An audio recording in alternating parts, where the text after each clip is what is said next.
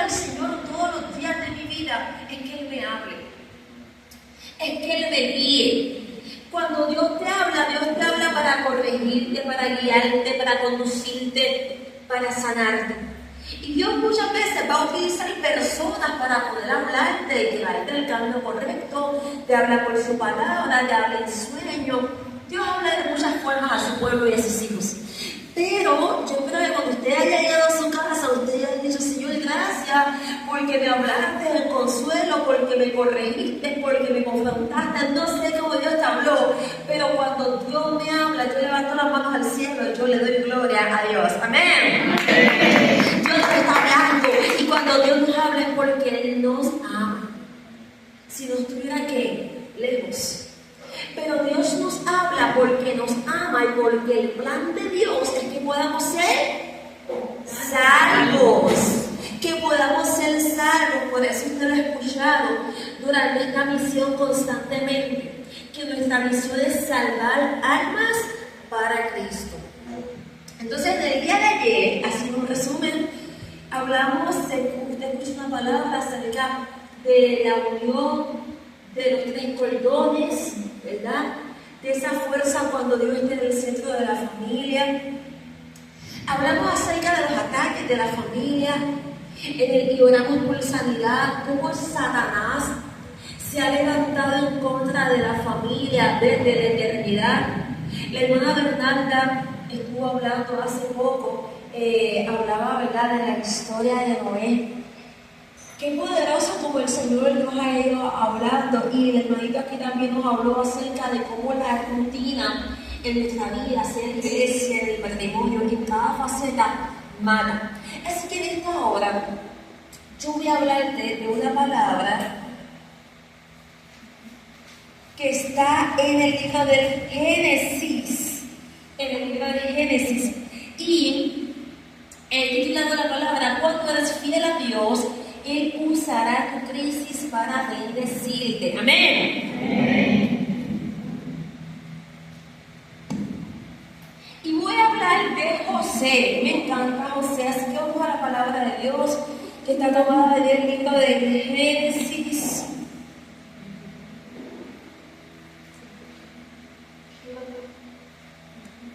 Libro de Génesis, capítulo 50, versículo 15.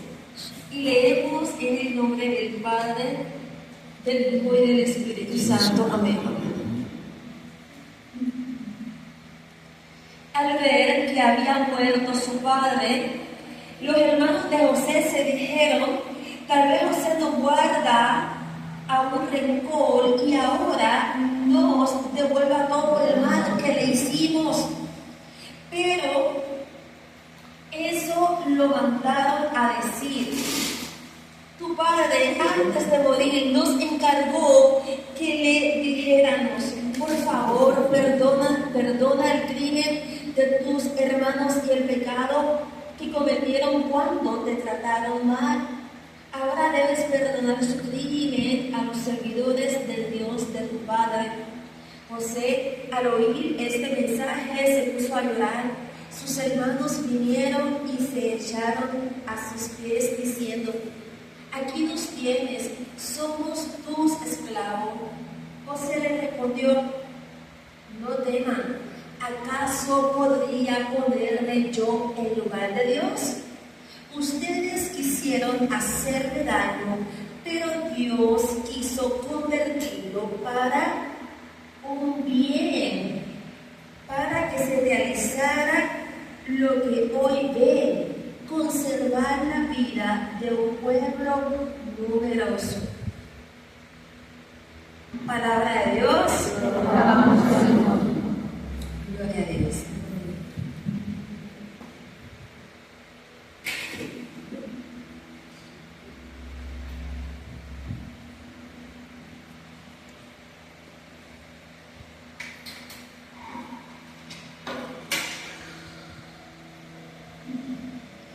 Bendito Dios. Dice la palabra de Génesis, la historia de José es larga, es extensa, y dice José a sus hermanos: ¿quién soy yo para juzgar, para señalar? Ustedes quisieron quisieron hacerle un mal, pero Dios lo utilizó para un bien. Y se está hablando usted a sus hermanos. Voy a hablarte un poquito en contexto y historia de quién fue José. ¿Conoce quién fue José? ¿Sí o no? ¿No? Ya la hermana Bernarda dijo que usted tendría que tener una Biblia. Usted tiene, eso mira, es un mandato. Y el que no tenga Biblia y el que tenga la Biblia y no la lea, está en desobediencia. Y entonces cuando uno está en desobediencia, uno comienza a vivir ¿qué? Consecuencias en la vida, porque si Dios te da un manual para usted poder ¿qué? Tener respuesta, para usted ser guiado y usted no se aferra al manual, pues entonces hay consecuencias en su vida. Pero en este día Dios va a hablar a tu corazón y va a hablar acerca de José. José fue establecido en una familia, pero sin embargo José tuvo que enfrentar un sinnúmero de procesos terribles y difíciles. Diga conmigo, enfrentó situaciones difíciles. Enfrentó muchas situaciones difíciles. Dios tenía un propósito con José. Sin embargo, aún en medio de ese propósito, él tuvo que vivir un sinnúmero de eventos en su vida que eran humanamente terribles, que eran humanamente difíciles.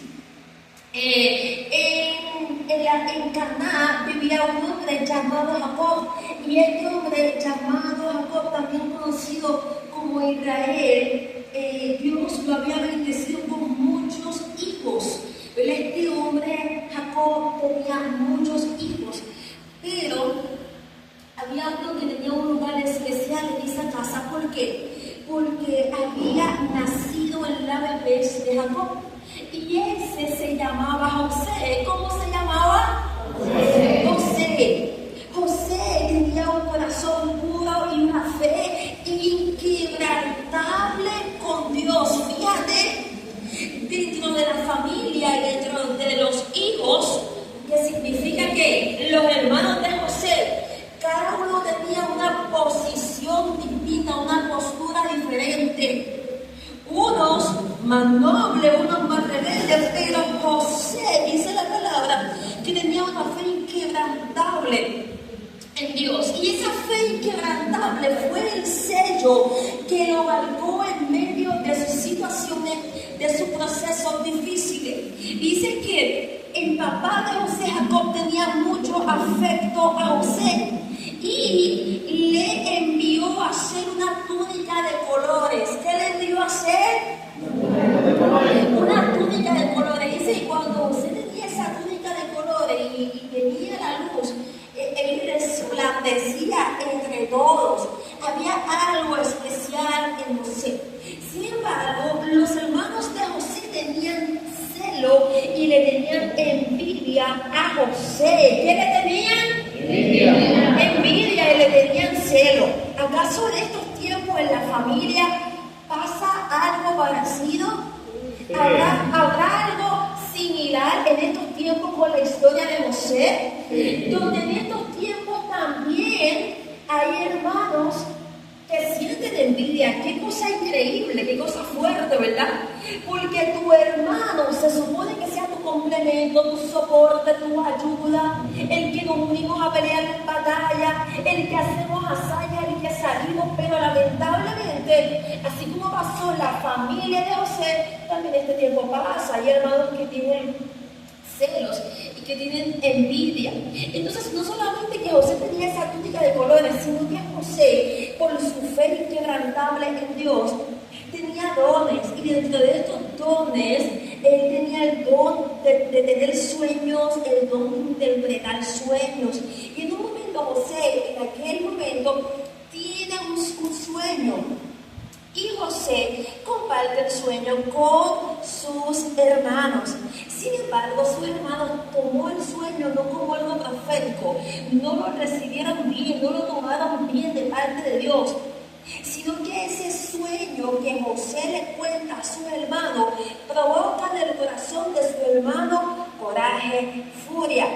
Y el resentimiento cada día crecía entre los hermanos. O sea que los hermanos le tenían mucho coraje, mucho celo, y eso cada día crecía.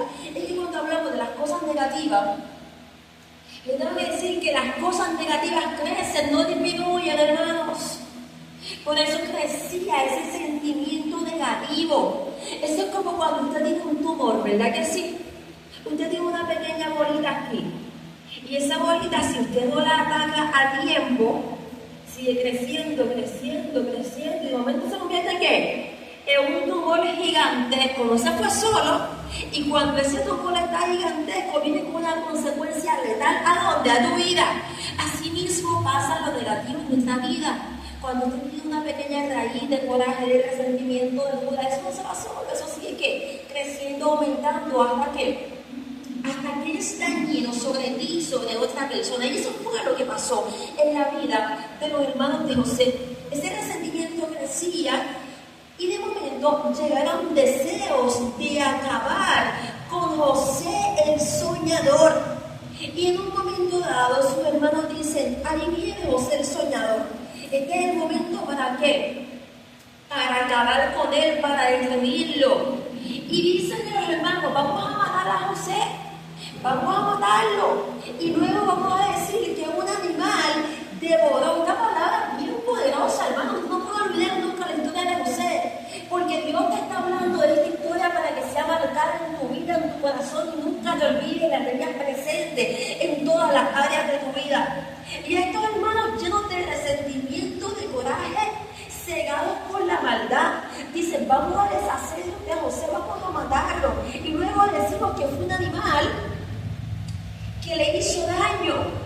Pero de momento había un hermano en medio de todos ellos que se llamaba Rubén. ¿Cómo se llamaba el hermano? Rubén. Y ese era el hermano mayor, y dijo: no derramemos su sangre, mejor vamos a arrojarlo a ese pozo que está seco. Pero Rubén tenía la intención de luego que sacarlo del pozo y devolverlo a su padre. Así que ven la oportunidad, tiran a José a ese pozo seco. Ahí comienzan las pruebas de José. Imagínate lo que es tú caer en un abismo. Imagínate lo que tú caer en un sitio oscuro, en un sitio donde tú no puedes salir, y la desesperación cada día aumentando, y tú yéndote cara a cara con tu muerte. Pero más aún saber que fueron quienes, tus hermanos, quienes te han tirado al pozo. O sea, que no solamente tenían la desesperación humana, sino que podía pensar: wow, ¿qué yo habré hecho? Y continuaban. Pero dice la palabra que los hermanos, ¿verdad?, tenían esa violencia, y antes de arrojarlo, dice la palabra que le quitan, le arrancan esa túnica de colores, lo tiran al pozo. Ahí está. Pero en medio de ese proceso dice que había una caravana de mercaderes, o sea, gente que buscaban comprar mercancía. Y de momento sacan a José del pozo. Pero ¿qué hacen los hermanos? Lo venden. Ya conmigo, lo venden. Lo venden. Ay, Dios mío, o sea que continúa la vida terrible de José. Ya no te quedaste en el pozo, te sacan y te venden. Y José, de ser un hijo amado, un hijo cuidado, un hijo protegido, un hijo respetado, un hijo que portaba una túnica de colores, se convierte en un esclavo. Y el esclavo comenzó la caravana. Y dice antes de eso que tomaron la túnica, la bañan con sangre de cabritos, y le dicen a su papá Jacob: un animal mató a José. Los mercaderes israelitas seguían con José como esclavo, y al llegar a Egipto lo llevan al mercado de compradores. Eso es como cuando usted tiene la oportunidad de aquí en México ir a un mercado, y en ese mercado usted ve palomas, usted ve animalitos. ¿Ha tenido la experiencia así? Ve gallinas, ve muchas cosas. Y usted dice: déjame ver de todos estos cuál me gusta más. Déjame ver cuál yo escojo y me lo llevo a mi casa. Pues así llegó José a un mercado libre en Egipto y allí estaba, y allí iba la gente a ¿qué? A comprar esclavos. Pero había algo poderoso en la vida ¿de quién? De José. Es que José nunca apartó la mirada de Dios. Nunca apartó la mirada de Dios, aún en medio de las tempestades, de las tormentas, de lo que estaba viviendo en su familia. Su mirada estaba centrada en Dios. Y en medio de esos compradores llega un hombre de alto mando llamado Potifar. ¿Cómo se llamaba? Potifar. Están aprendiendo de la Biblia. ¿Cuándo dicen amén? Amén. Había un hombre de alto mando en aquella sociedad y va, y cuando ve a los esclavos, ve a José algo distinto. Es que la gente que está llena de Dios tiene que mostrar a Dios. Es que los que viven en Dios tienen que mostrar algo diferente. ¿Usted está entendiendo eso? Usted entiende que no basta con que usted diga yo voy a la iglesia. Se te tiene que notar que Dios vive en ti. En un momento dado en Puerto Rico, me ha pasado en muchos sitios, pero no estaba yo en un lugar de trabajo y nada que ver, no había un eslogan, no había una medallita, no había nada, no me podían identificar físicamente como cristiana. Y vi a una persona y me dice, tú eres cristiana, tú le sirves a Dios, tú amas a Dios. Yo me quedé impresionada porque no me conocía. Yo rápidamente lo asocié, yo ni me conoce de algún lugar, de redes sociales, de iglesia, y le pregunto, yo incrédula, ¿usted me conoce a mí? Y me dice, no, pero es que yo siento la presencia de Dios por medio de ti. Amén, aleluya. Y en aquel momento yo le digo a mi amiga, oye amiga, una hermana de la fe, le digo, ¿tú sabes lo que a mí me pasó? Alguien me dijo que sentía la presencia de Dios por mí. Yo no estaba en la iglesia, no estaba predicando, era en la vida cotidiana. Y me dijo, gloria a Dios, preocúpate cuando la gente sienta otra cosa, aleluya. Usted está llamado para poder marcar la diferencia. Y José, aún con todo lo que estaba viviendo con su hermano, estando allí, se notaba que había algo distinto. Entonces viene Potifar y dice, yo quiero a él. Yo voy a coger a ese esclavo. Se llevó a José. Compraba a José. Y los primeros días como esclavo, oye, fue difícil. Porque tú eres hijo amado, tú estás ¿qué? En una vida de esclavo, en un lugar distinto, un idioma distinto. Todo era diferente. Y tenía que comenzar a acostumbrarse a un ritmo nuevo, a una cultura nueva, a todo nuevo. Pero, bendito Dios, pero llegó un momento que pasó algo también importante. No importaba la tarea que le pidiera Potifar a José, él lo hacía ¿con qué? Con excelencia. Si le decía, te toca limpiar, él limpiaba con excelencia. Te toca barrer, él hacía la tarea que tenía que hacer, él la hacía con excelencia y mostraba su inteligencia, mostraba su integridad. Y lo que él hacía no pasaba desapercibido. Así que Potifar notó en él algo distinto. Y dice que de momento él comenzó a ver cómo todo crecía, cómo en la casa los negocios crecían, todo prosperaba. Cuando José llegó a la casa de Potifar, todo ¿qué? Prosperaba, todo mejoraba. Así debe ser nuestra vida. Cuando usted llegue a un lugar, no solamente en tu familia, donde Dios te envíe o donde el enemigo quiera que ponerte el pie para hacerte caer, que usted pueda resplandecer en la luz de Cristo. Amén. Que pueda marcar la diferencia. Así que Potifar comenzó a ver de que todo prosperaba en él, todo pasaba bien. Y llegó un momento donde Potifar dice, yo voy a entregar todo en manos de José. O sea, Potifar le voy a poner las cosas con calma y voy a nombrar a José como administrador de esta casa. José tenía el control de todo en la casa. de muchos asuntos, excepto la esposa. Amén, excepto la esposa. Pero como José tenía un propósito fuerte en Dios, el enemigo también que le había hecho la guerra. Amén. Pero cuando tú tienes tu mirada fuerte en Dios, no importa lo que tú vivas en tu casa, en tu familia, en el trabajo, en donde sea, tú vas a seguir hacia adelante porque tú sabes quién te sostiene. Amén. Esto se escucha poderoso, también es triste, pero vamos a ver al final lo que sucede en este proceso.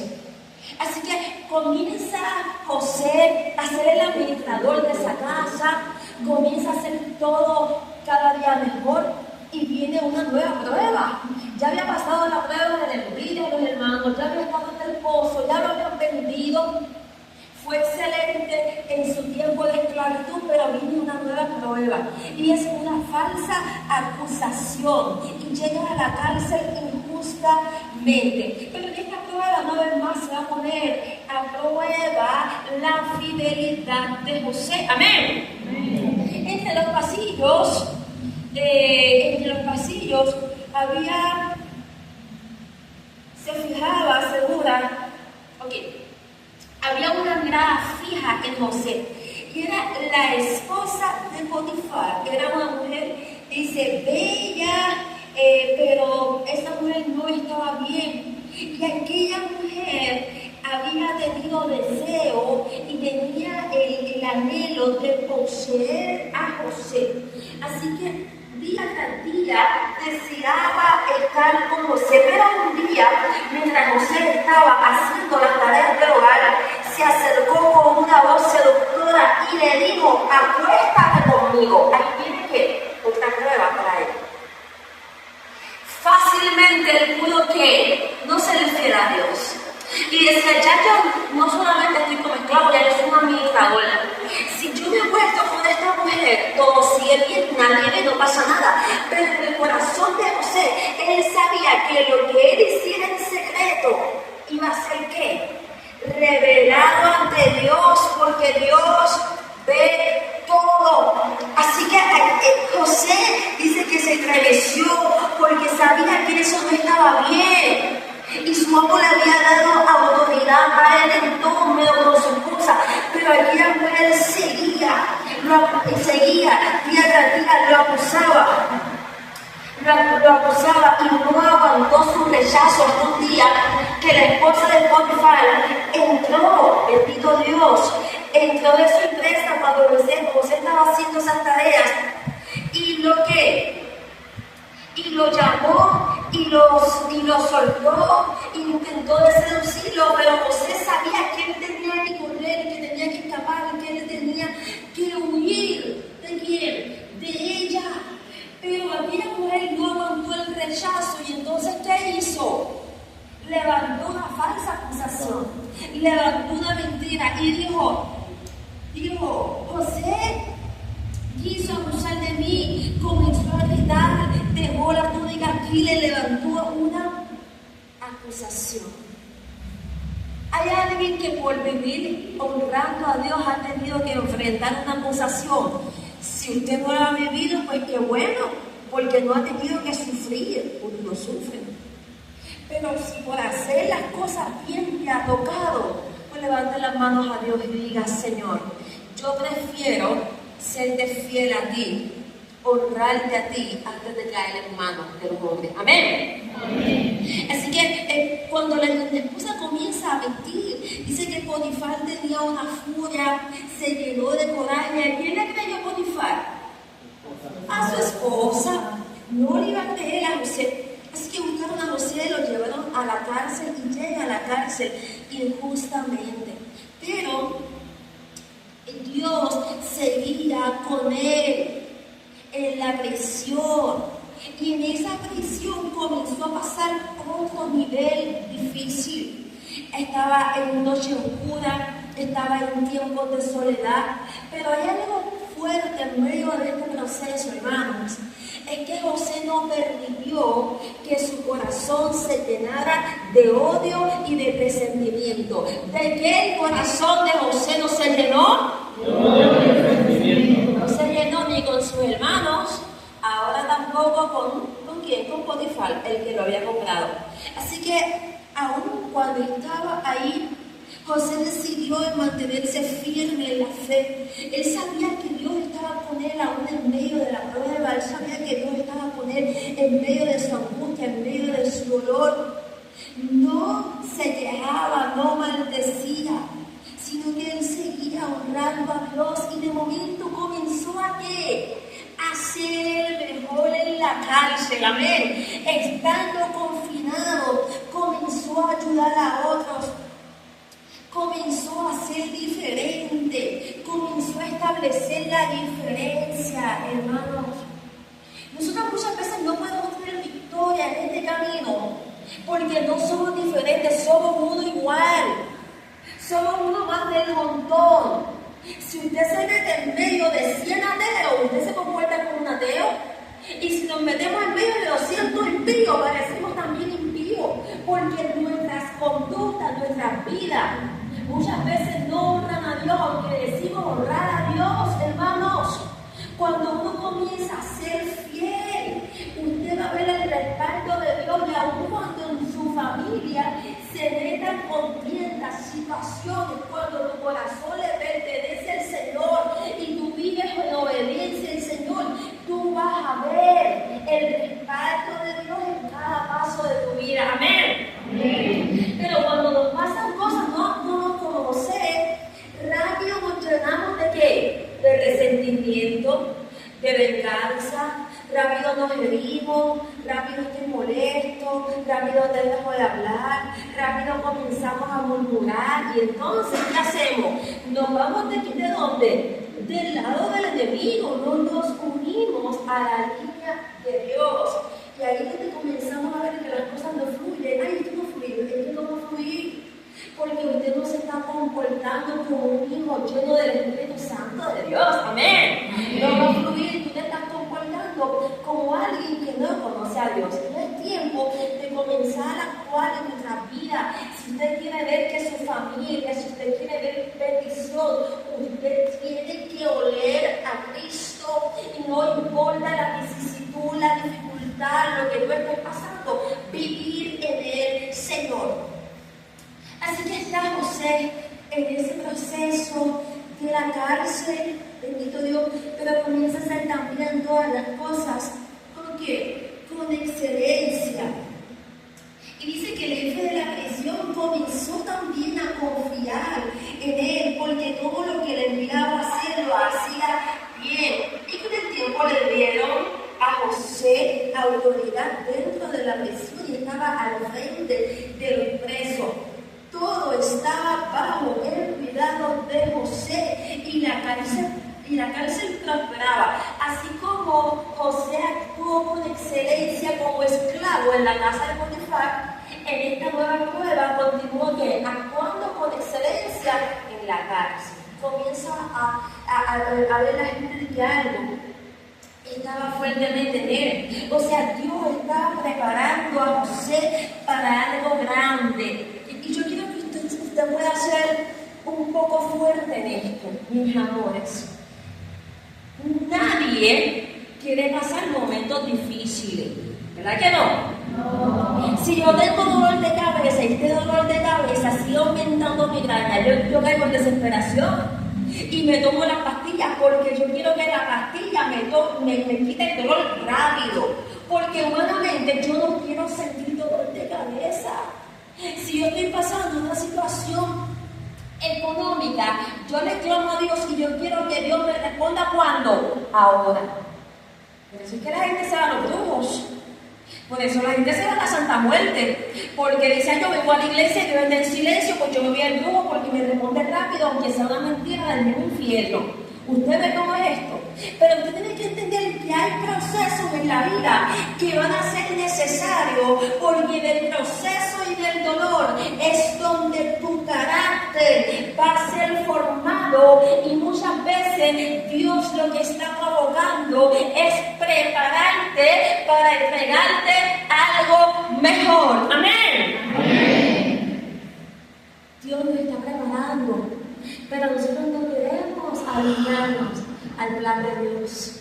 Queremos que todo sea rápido, que todo sea inmediato, que todo sea a mi voluntad, a mis deseos, a mis caprichos. Y por eso es que tanta gente está en el mundo, por eso es que tanta gente se mete a religiones que tú dices, tú no tienes ni cuerpo ni cabeza.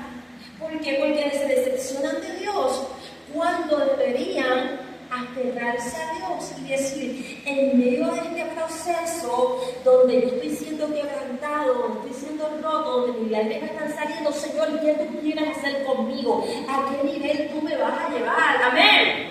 Amén. Ese proceso de José fue necesario, y estando José en la prisión, él tenía un don de ¿qué? Que yo les dije, el don de José, ¿cuál era? Interpretar sueños. José interpretaba sueños, y estando en la cárcel comenzó a ser usado por Dios. Había un copero y había un panadero, y los dos tenían unos sueños, y José fue canal de bendición para poder interpretar ¿qué? Los sueños. Y el copero y el panadero le dio una interpretación al copero positiva y al panadero una interpretación de que algo terrible iba a pasar, pero él cumplió con la voluntad de Dios. Y tal como interpretó el sueño, así mismo, ¿qué pasó? El sueño se cumplió, fue que hubo un cumplimiento exactamente tal cual José lo interpretó, así pasó. Y una de las cosas que José en el sueño le había interpretado el copero es que él iba a salir y que iba a tener nuevamente su lugar, que iba a retomar, bendito Dios, el lugar donde él estaba. Así es que salió, comienza, dice la palabra que el copero salió y comenzó, y siguió pasando el tiempo. Y de momento José pensaba, ahora el copero cuando esté allá con el faraón le va a decir que yo le interpreté el sueño, va a tener que piedad de mí. Pero resulta que cuando el copero ya había tomado su lugar con el faraón, seguía pasando el tiempo de que al copero se le olvidó a quien Dios ha usado. ¿Pasa eso? Sí pasa. Pasa. Hay momentos que Dios utiliza gente para hablarte a ti, levantarte, consolarte, ministrarte. Cuando tú estás en alto, se te olvida a quién Dios usó para levantarte a ti. Eso sigue pasando. Y eso pasó en aquel momento. Y dice que, pero en medio de ese proceso, el faraón tuvo un sueño. Dice que el copero recordó lo que pasó hace 2 años cuando estaba en la prisión, como José interpretó los sueños, y estando en la cárcel, miren, el faraón tuvo un sueño y comenzó a buscar quién me puede interpretar el sueño. No conseguía nadie. Y dice, ¿cómo es posible que ni los reyes nadie puede interpretar el sueño? Ahí el copero recordó ¿a quién? A José. Y le dice al faraón, cuando estuve en la cárcel, hubo un hombre llamado José que interpretó el sueño. Y el faraón dice que venga. Así que alistan a José, lo ponen bello, lo ponen hermoso, bendito Dios, y lo llevan donde el faraón. Cuando llega donde el faraón, comienza a interpretar el sueño y le habla acerca de qué, que rompe el diente, que va a llegar un tiempo de abundancia, pero va a llegar un tiempo de hambruna. Y entonces comienza el faraón a ver y dice, pero ¿quién habrá aquí que pueda ser al igual que este muchacho? ¿Quién puede ser tan sabio? Y dice que los sueños que Dios le había dado en Canaán, cuando joven, comenzaron a cumplirse. O sea, ya cuando estaba en Canaán con su familia, que lo había despreciado, comienza a cumplirse los sueños, y entonces pasa de ser esclavo a ser gobernador. ¡Amén! Amén. ¿Mira?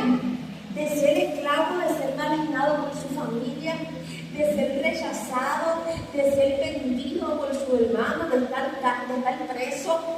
Después de todo ese proceso, comienza a pasar a ser ¿qué? Un gobernador. Y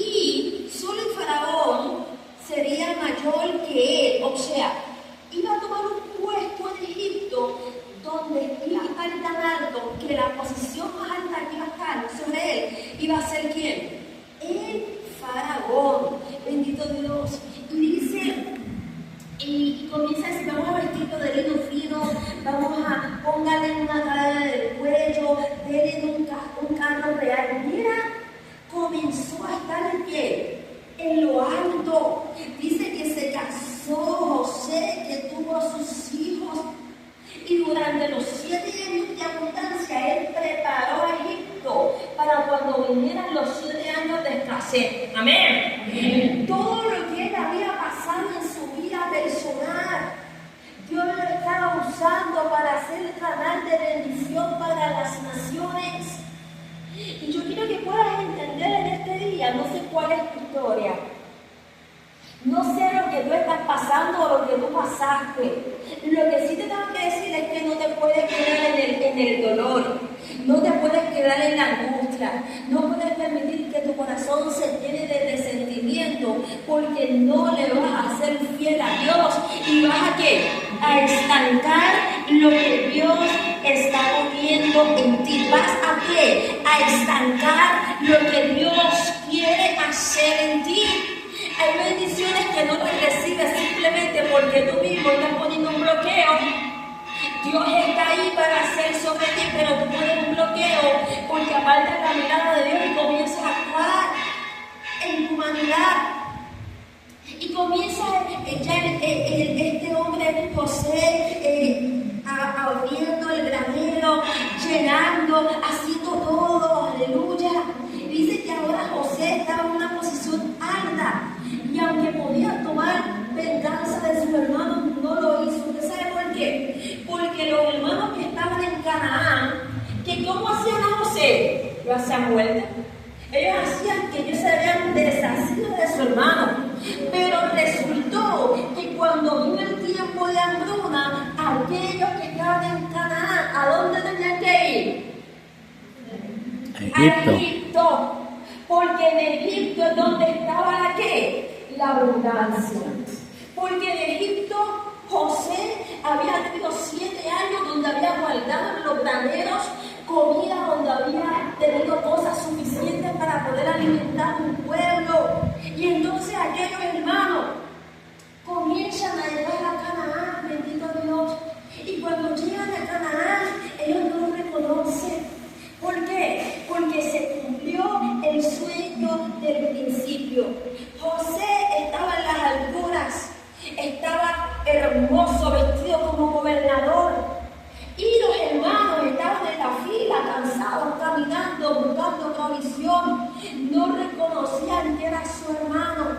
Y en medio de ese proceso, los hermanos dicen que la gente le dijo al faraón que había una hambruna y los hijos iban allá. Y cuando